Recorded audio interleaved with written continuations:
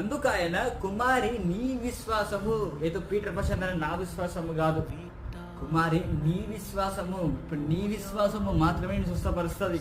నీ తండ్రి చేసిన ప్రార్థన బట్టి కాదు, నీ తల్లి చేసిన ప్రార్థన బట్టి కాదు, నీ కుమారుడు ఈ కుమార్తె నీ కొరకు చేసిన ప్రార్థన బట్టి కాదు, కానీ నువ్వు మోకాళ్ళ ప్రార్థన చేస్తేనే దాని ప్రకారమే, దాని విశ్వాసం ప్రకారమే నీకు అద్భుత క్రియలు జరగాలంటే నువ్వు ప్రార్థన చేయాలి.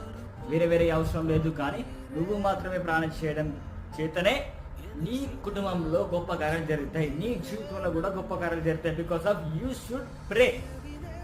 అంటే మనం చూసినట్లయితే ఈ స్త్రీ కూడా ఆమె కోరుకున్నట్టుగానే 12 years నుంచి బాధపడుతున్న ఈ స్త్రీ కూడా, నేను యేసు ప్రభు కొంగును ముట్టుకుంటే, యేసు ప్రభు ప్రస్తుతాన్ని నేను ముట్టుకుంటే నాకు స్వస్థత పొందుతానని చెప్పి స్త్రీ ఎలాగైతే అనుకున్నదో వెంటనే వెళ్ళి ఆ యేసు ప్రభు వస్త్రాన్ని ముట్టుకోగానే 12 years నుంచి బాధపడుతున్నా అది మొత్తం కూడా వెళ్ళిపోయింది.